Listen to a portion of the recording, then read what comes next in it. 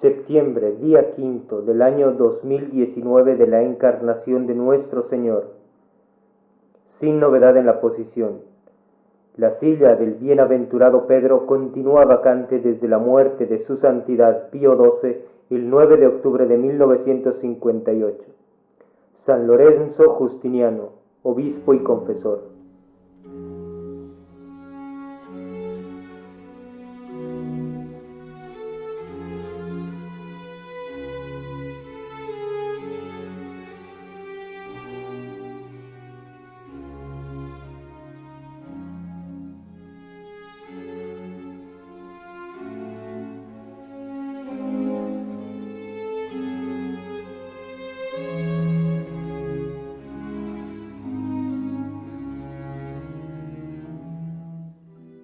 San Lorenzo Justiniano, cuya memoria celebra hoy la Santa Iglesia, fue de ilustre casa de Justiniani, tan conocida en Venecia y en Génova, en el reino de Nápoles, y en la isla de Córcega y en la de Quío. Nació en Venecia en el día 1 de julio del año 1381, siendo sus padres Bernardo Justiniani y Quirina, señora mucho más respetada por su virtud que por lo ilustre de su sangre. Salió Lorenzo al mundo con tan bello natural, con inclinaciones tan nobles y tan cristianas, que en el gran cuidado de sus padres en darle la mejor educación sólo sirvió para que se descubriese más de cerca lo elevado de su ingenio y las excelentes prendas de su gran corazón. Quedó viuda su madre siendo aún muy joven, y dedicó toda su aplicación a criar bien a Lorenzo, considerando un día la modestia, la circunspección, el extraordinario juicio que el tierno niño mostraba, en todo acompañado además de cierta grandeza del alma, poco correspondiente a su edad, temió que esto no fuese efecto de alguna soberbia oculta, secreto orgullo y propia satisfacción. Declaró a Lorenzo estos temores, y el santo niño le respondió sonriéndose: «No temáis, madre y señora, no tengo otra ambición que la de ser cada día mejor siervo de Dios y más devoto que todos mis hermanos». Presto verificó su proceder esta especie de profecía, que pues no hubo niño que menos lo fuese, ni menos lo pareciese. Fue su primera juventud como un prodigio de inocencia y de virtudes, en medio de una multitud de jóvenes viciosos, divertidos y disolutos, en un siglo en que la corrupción de las costumbres parecía haber inundado toda la tierra. Este caballerito joven, rico, bien dispuesto, lleno de grandeza, de agudeza y de fuego, a la edad de 18 a 20 años, fue perfecto modelo de todas las virtudes y la admiración de toda Venecia.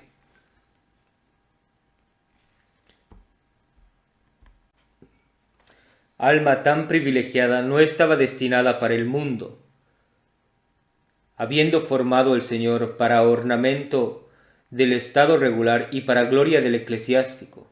Aunque vivía en el mundo como el más perfecto religioso, suspiraba sin cesar por el retiro del claustro, haciéndosele intolerables las más inocentes conversaciones por el amor que tenía a la oración y a la soledad y al recogimiento.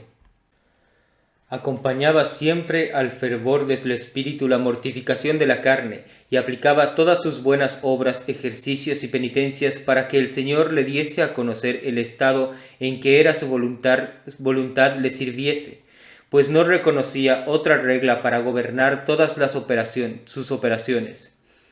Tardó poco en resolverse, porque hallándose un día en oración a los pies de un crucifijo y en presencia de una imagen de la Santísima Virgen, sintió su corazón todo encendido en un género de desacostumbrado fervor, y renunciando desde entonces generosamente todas las tentadoras esperanzas con que el mundo le lisonjeaba y todas las conveniencias de su ilustre casa, resolvió vivir en adelante para solo Dios, sin reconocer jamás otro amo ni otro dueño. Acabada su oración, se fue derecho al convento de los canónigos regulares de San Jorge de Alga, isla que forma el golfo como a media legua de la ciudad. Pidió con instancia ser recibido en el número de ellos, y como abogaban por él su nobleza, su virtud y todas sus bellas prendas, logró desde luego lo que pretendía.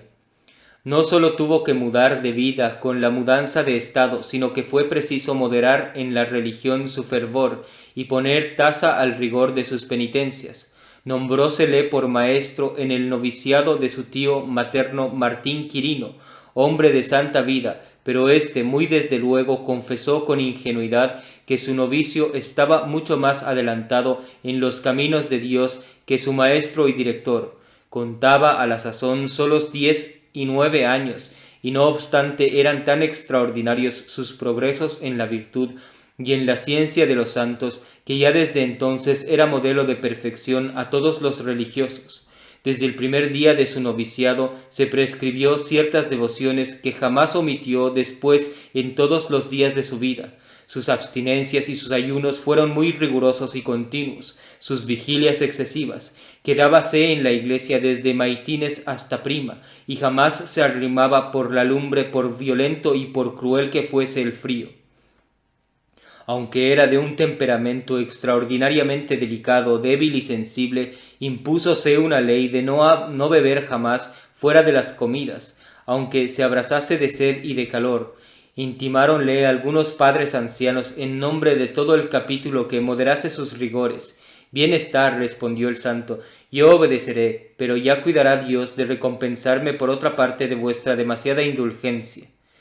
Efectivamente, pocos días después se cubrió de lamparones, pusiéronle en cura, aplicáronle el hierro y el fuego muchas veces, atormentándole horriblemente, dando igual ejercicio a su paciencia que a la admiración de cuantos eran testigos de su invencible sufrimiento, pues no dio otra señal de sus vivísimos dolores que pronunciar los dulcísimos nombres de Jesús y de María, y aun en algún modo se avergonzaba y se reprendía de su poco valor, comparando lo que padecía con los tormentos de los santos mártires que tantas veces sufrieron el de las planchas encendidas. Era la humildad su favorecida virtud, y así nada deseaba con mayor anhelo que pasar toda la vida en un estado humilde, oscuro y abatido, pero en este particular no condescendieron sus superiores con su inclinación, ni dieron oídos a su repugnancia, obligáronle a recibir los sagrados órdenes y le elevaron a los primeros empleos de la religión. Concurrían en tropas los fieles a oírle celebrar el santo sacrificio de la misa por la devoción con que se ponía en el altar, y muchas lágrimas que derramaba compungían a los asistentes, avivando en ellos las luces de la fe. Sin atender a su corta edad ni a los pocos años que tenía de religión, le hicieron superior, obligándole a ocupar los primeros puestos, que desempeñó siempre con dignidad y con acierto.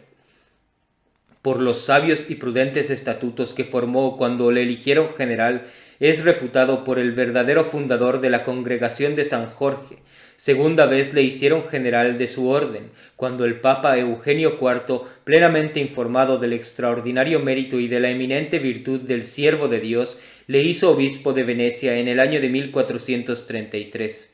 Por más que se resistió, le fue forzoso obedecer y consagrarse, velando en la iglesia y pasando en oración toda la noche que precedió al día de su consagración. Hallándose ya obispo, no por eso alteró en nada la religiosa vida que había observado entre los canónigos reglares de San Jorge. Sin aflojar un punto en su oración, aumentó las vigilias por tener más tiempo entre día para dedicarle a los negocios y a las necesidades de su rebaño. Y por más que procuraba disimular sus mortificaciones y sus abstinencias, le fue imposible ocultar a la noticia del público una parte de sus más secretas austeridades, pero donde más resplandeció su modestia y su cristiana simplicidad fue en el arreglo de su familia y en la frugalidad de su mesa. Aunque se veía elevado a una de las mayores sillas episcopales de la Iglesia, no gobernó su tren y su equipaje por otras reglas que por las de su virtud y de su humildad.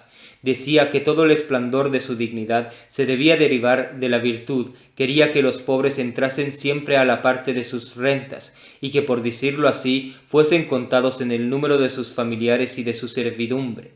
La dureza con que en todo tiempo trataba a su inocente cuerpo nunca disminuyó ni su afabilidad ni la inalterable dulzura con que recibía a todos, ganando tanto los corazones que esto mismo le facilitó la reforma de su clero, pues al ver su admirable desinterés y movido de sus grandes ejemplos, se sujetó a todo lo que quiso y admitió cuanto le prescribió para restituir a su antiguo vigor la disciplina. Muchas veces se anticipaba a sus edictos la reforma de las costumbres. Amaban y estimaban tanto las ovejas al pastor que ninguna se atrevía a descarriarse del aprisco, oyendo todas su voz con tanta docilidad y con tanto respeto que a la primera visita mudó de semblante todo el obispado. Ultrajáronle ciertos hombres disolutos y atrevidos con algunas sátiras mordaces y picantes, pero el santo obispo no se valió de otros medios para convertirlos, que de su paciencia y de su moderación no hubo impiedad tan orgullosa ni tan fiera que pudiese resistir a su virtud, desarmando su mansedumbre a los más insolentes, cuya conversión se consideró como uno de sus mayores milagros.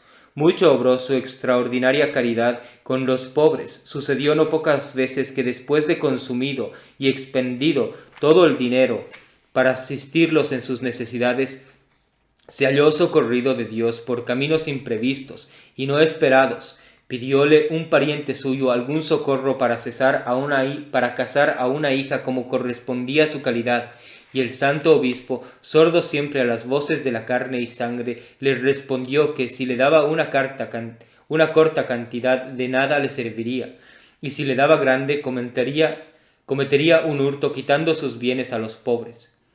Nunca se comprendió mejor el mucho bien que puede hacer un santo obispo en su diócesis que en el pontificado de nuestro santo. Sus rentas eran cortas, pero era grande su celo. Sustentaba una multitud de pobres que al parecer bastaban para empobrecerle a él, siendo muy rara la familia necesitada que no socorriese con alguna limosna. No sólo aumentó el número de los canónigos de su catedral, fundando algunas prebendas para que se celebrasen los oficios divinos con mayor dignidad, sino que fundó también muchas iglesias colegiales en muchos lugares de su obispado, donde hasta entonces apenas había un sacerdote. Igualmente fundó él solo 15 comunidades religiosas, proveyéndolas de todo lo necesario, y reformó así la profanidad de los trajes como la corrupción de las costumbres en todo su obispado. Hacía muy alto aprecio de su virtud el Papa Nicolao V, mirándole con la mayor veneración, y deseaba colocar aquella grande antorcha en puesto más elevado, desde donde pudiese difundirse más en la iglesia su brillante resplandor. Cuando sucedió la muerte de Dominicio Micheli, patriarca de Grado, en el año de 1451, y bien persuadido de que ni el Senado ni la ciudad de Venecia consentirían nunca en que se les privase de su santo prelado, resolvió trasladar el patriarcado de Grado a la silla episcopal de Venecia, precisamente en consideración de a nuestro santo. Costó mucha dificultad hacerle aceptar esta nueva dignidad, y fue necesaria toda la autoridad del Papa para vencer su repugnancia por lo mucho que sobresaltaba a su humildad cualquiera cosa que oliese a ilustre aparato y esplendor. No se disminuyó su fervor con el peso de los años. Todos los días celebraba el santo sacrificio de la misa con nueva devoción, creciendo cada día su amor a Jesucristo y su ternura a la Santísima Virgen, por lo que cada día le colmaba también el Señor de nuevos favores. Cierto santo ermitaño, que hacía más de 30 años vivía en la isla de Corfú, con grande opinión de santidad, aseguró a un noble veneciano que Dios estaba extremadamente irritado contra la ciudad de Venecia, la que ya hubiera experimentado los terribles efectos de su cólera si no la hubieran desarmado las oraciones del santo patriarca. Hacía tiempo que se iban debilitando sensiblemente sus fuerzas, sin ser posible reducirle nunca a que moderase algo sus apostólicos trabajos, sus mortificaciones y su abstinencia, cuando diciendo misa un día de Navidad, se sintió extraordinariamente encendido en un vivísimo deseo de gozar de Dios y de verle cara a cara. Al salir del altar le asaltó la calentura y en pocos días le redujo al último peligro.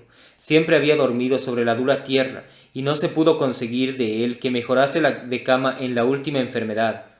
Jesucristo murió en una cruz, decía el santo a los que le apuraban sobre esto, ¿Y queréis que un pecador como yo muera en una blanda cama?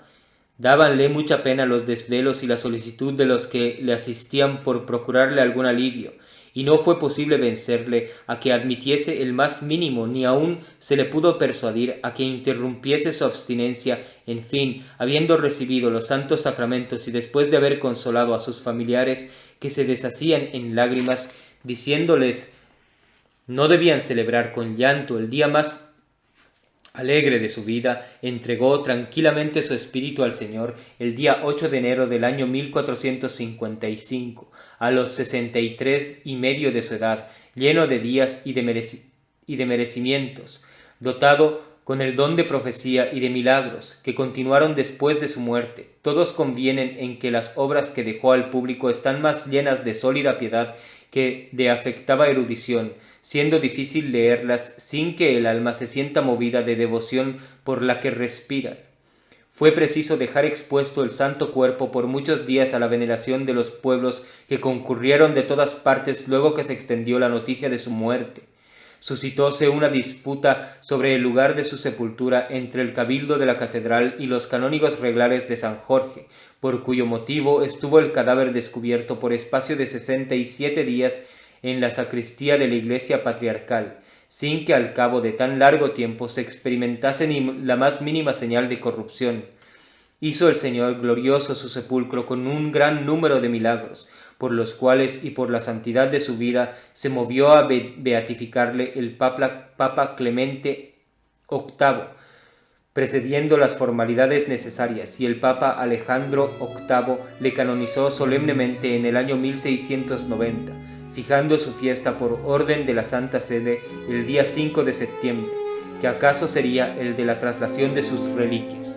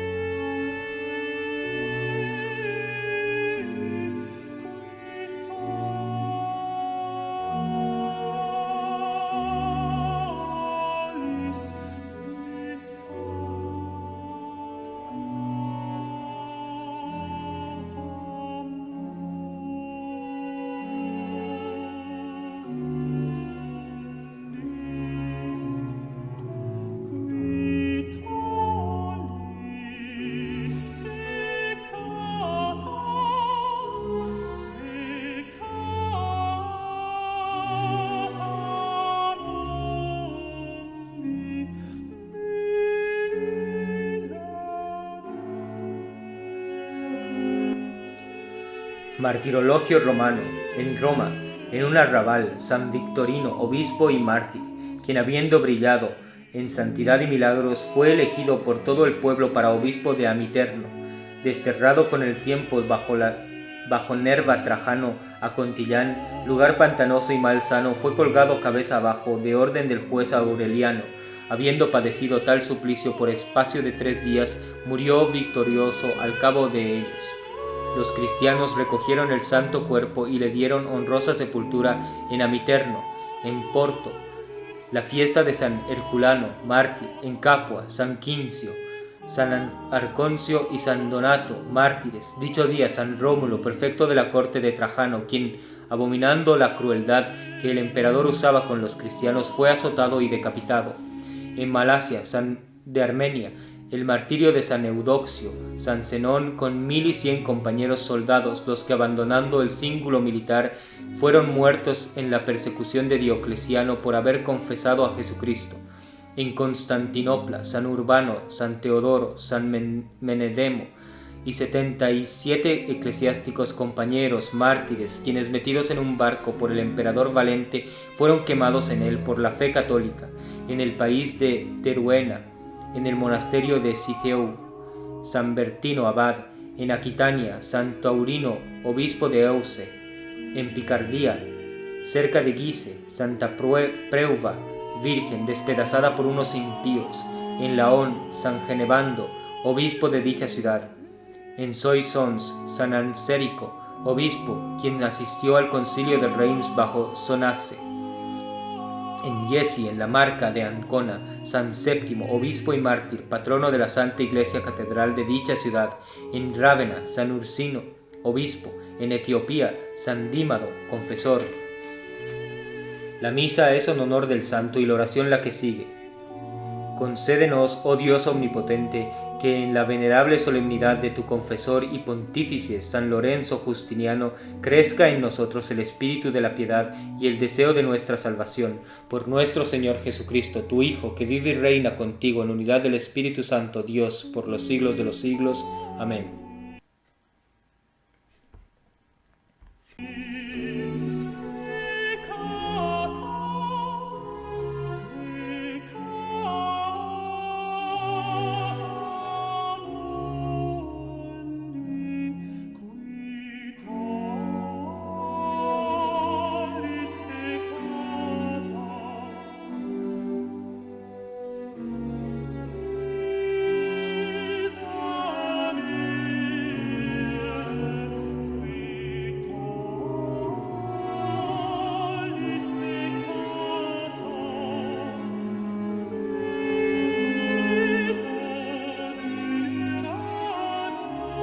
La epístola es del capítulo 2 de la primera del apóstol San Pablo a los Corintios.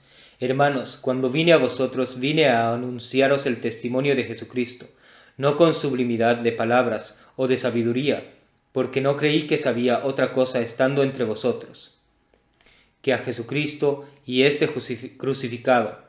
Y yo estuve entre vosotros con mucho abatimiento y temor y temblor, y mi conversación y predicación fue no con persuasivas palabras de la humana sabiduría, sino en la manifestación del Espíritu y de la virtud, para que vuestra fe no estribe en sabiduría de hombres, sino en virtud de Dios. Nota, desde el principio de esta epístola declara San Pablo a los Corintios que no les predicó a Jesucristo crucificado buscando voces escogidas ni afectando una elocuencia profana, sino llana, humilde, sencillamente porque la palabra de Dios no necesita de artificios ni de afeites para persuadir. Reflexiones. No vine a vosotros con sublimidad de palabras. ¡Qué escándalo! ¡Qué monstruosa contradicción la de los ministros del Evangelio si sus afectados sermones buscan sus aplausos al mismo tiempo que están predicando las humillaciones, los abatimientos de todo un Dios! Entonces, en lugar de espantar, de aterrar, la divina palabra a manera de un rayo fulminado no hace más que lucir y brillar débil y rápidamente a modo de exhalación o de relámpago, divirtiendo a los oyentes tranquilos y sosegados. Esto es lo que el mismo apóstol llama corromper y adulterar la palabra de Dios. Pues que la palabra de Dios necesita de artificios ni de afeites para persuadir, depende su virtud de nuestra elocuencia. Eran muy hábiles en el arte de hablar 12 pobres pescadores ignorantes, idiotas y groseros. ¿En qué escuela habían estudiado las flores y las figuras retóricas? Predicaron estos apóstoles con una admirable sencillez aquellas incomprensibles verdades, aquella doctrina dura, ingrata y, por decirlo así, alborotadora, y la predicaron a los griegos, que se preciaban de una sabiduría enteramente humana, fundada toda en la razón natural. Predicaron estas verdades a los romanos orgullosos, fieros y sensuales. Predicáronla a todas las naciones, aun a las más bárbaras. Y esos griegos, esos romanos, esas naciones sujetaron su razón, rindieron su imaginaria sabiduría, todo su entendimiento, todas sus luces a las verdades de la fe, y todo el universo se convirtió. San Pedro convirtió con su primer sermón en medio de la misma Jerusalén cerca de 3.000 personas. Debéranse todas estas maravillas conversiones a la elegancia de las voces o a los ingeniosos rasgos de los oradores o a la brillantez de los pensamientos y a la artificiosa elocuencia de los predicadores. ¿Y no es este artificio puramente humano el que el día de hoy embota la punta de las mayores verdades debilitando toda su fuerza? Apenas se convierte en 10 años un solo pecador, con una espesa nube de predicadores que hacen resonar los púlpitos, siendo así que se predican las mismas verdades. ¿De dónde nacerá tan prodigiosa esterilidad, siendo una misma semilla? nace de que muchas veces le quita toda su virtud el artificio con que se la prepara. Ya no se predica la palabra de Dios, sino una palabra puramente humana, pues ¿de qué nos admiramos o qué maravilla es que produzca tan poco fruto? Dichoso aquel que sólo aprecia no saber más que a Cristo crucificado, y tendrán esta divina sabiduría las personas inmortificadas, las sensuales, aquellos idólatras de las diversiones y de los pasatiempos. Ah, y cuántas verdades nos descubre la vista sola de un crucifijo. En él veo un prodigio de amor, un terrible ejemplo de justicia, un motivo y un modelo de penitencia muy persuasivos. En él veo hasta dónde nos amó el buen Jesús, hasta dónde llegó su aborrecimiento al pecado, hasta dónde debo yo aborrecer la culpa y hasta dónde debo amar a Jesús. Olvidemos todo lo demás para grabar bien en nuestros corazones unas lecciones tan necesarias.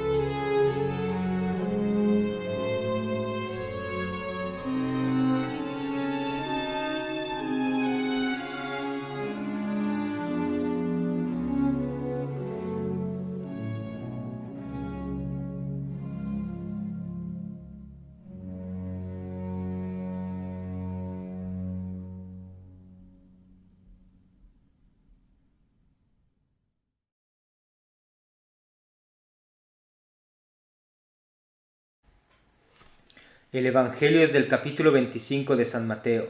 En aquel tiempo dijo Jesús a sus discípulos esta parábola.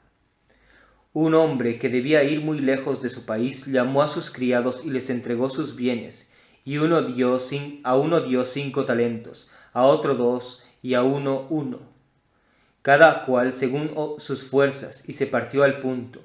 Fue pues el que había recibido los 5 talentos a comerciar con ellos y ganó otros 5.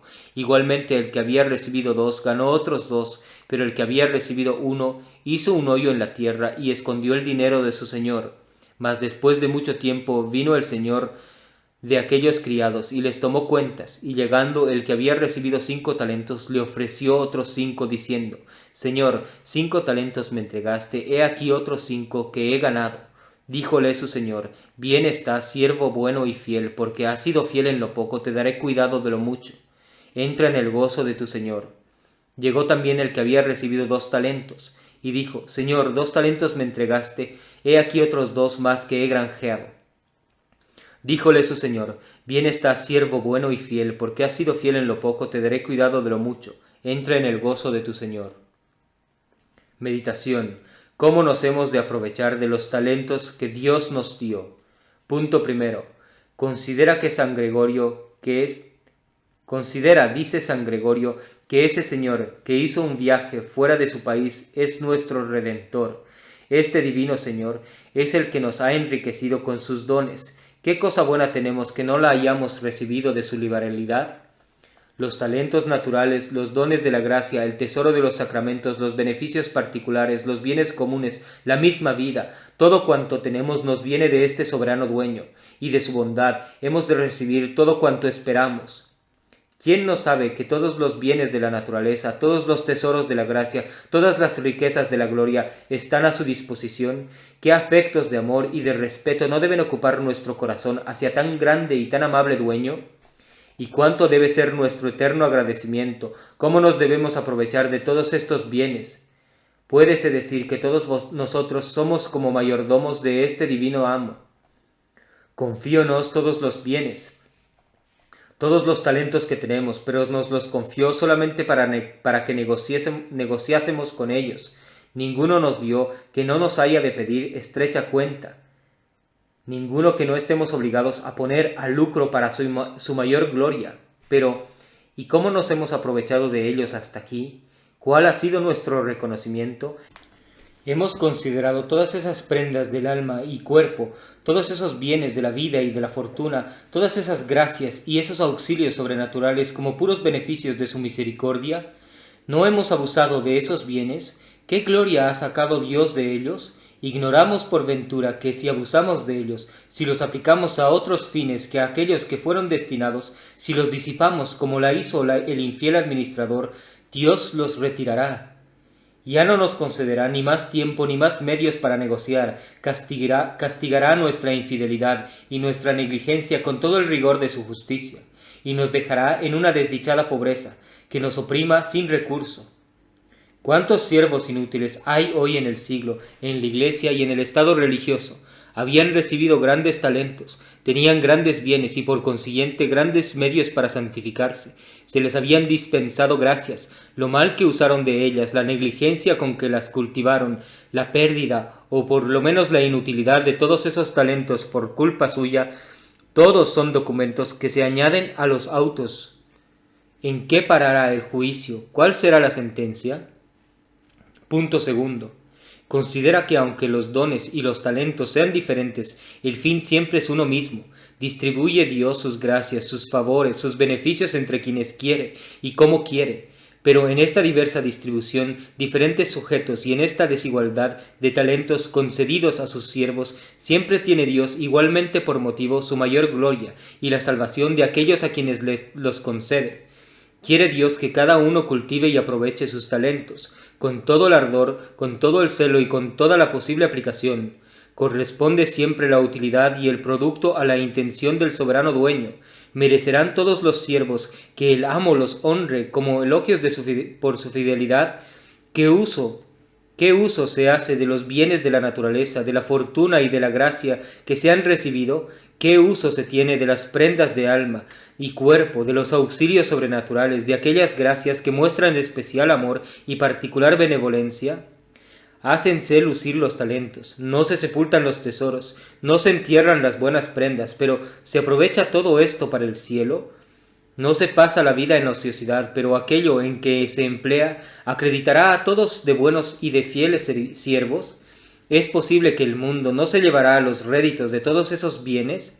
¿Es posible que no se trabajará por el mundo con perfeccionar al fin que todos nos debemos proponer en la negociación con los talentos? ¿Qué cuenta se dará a Dios de esas bellas prendas del alma, empleadas, o por mejor decir perdidas y malogradas, en puras bagatelas? De esas hermosas prendas del cuerpo que quizá sólo sirvieron para la perdición del alma. ¿Que esas riquezas consagradas, la profundidad, el fausto, el orgullo y el regalo? ¿De qué esa salud tan mal aprovechada? Pues que sólo te había hecho Dios grande, noble y rico para facilitarte los medios de desagradarle y de ofenderle con mayor libertad. Y esas nobles prendas de corazón y de alma, ese entendimiento despejado, esa agudeza viva y penetrante, ese ingenio superior, esa brillantez, sólo te la concedió el Señor para que fueses más arrogante, más ambicioso, más soberbio, y acaso también más peligroso enemigo de Dios. Valiéndote quizá de tu mismo ingenio para hacer que triunfe el vicio, para excusar la disolución, para propagar el espíritu del mundo, y puede que también para derramar y sostener el error.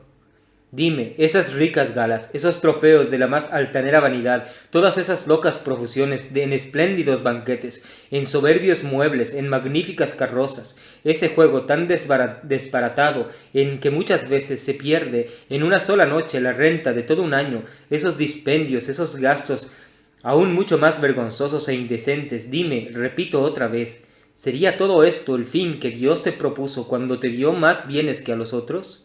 Una de dos, o has de decir que nada de eso le debes a Dios, lo que sería una impiedad, una horrible blasfemia, o has de confesar que tienes que dar a Dios una terrible cuenta de todos los beneficios espirituales y corporales que has recibido de su mano. Mi Dios, confieso que cuanto tengo lo he recibido de vos, y declaro que nada quiero tener que no sea dirigido a vuestra mayor gloria. Gimo, Señor, cuando considero lo mal que he usado de todo. Tened todavía un poco de paciencia conmigo, que yo os restituiré todo lo que os debo. Jaculatorias. Dadme, Señor, un poco más de tiempo, que yo os prometo no emplear de aquí en adelante los talentos que me has dado, sino en serviros más y más con ellos.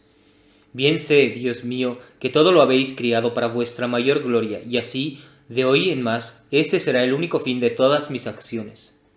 Propósitos. 1. Todo lo hemos recibido de la liberal mano de Dios. No hay bien ni talento que no sea don de su bondad. De ella esperamos todo cuantos puede lisonjear nuestros deseos. Nosotros no somos más que administradores, o a lo sumo unos como mayordomos de este soberano dueño. Sabemos que le hemos de dar exacta cuenta de todo lo que nos han entregado, y en medio de eso, ¿quién piensa en esta cuenta que ha de dar? Úsase todos de los talentos, bienes recibidos, como si fueran frutos propios nuestros. Las pasiones, la concupiscencia, los pasatiempos, el interés, el amor propio, a esto se dirige, por lo común, el uso que hacemos de todos esos bienes. ¿Cuándo se ha visto desorden más universal ni más extraño? ¿No te remuerde alguna cosa la conciencia en este punto? Examina hoy en qué has empleado hasta ahora tus bienes y tus talentos.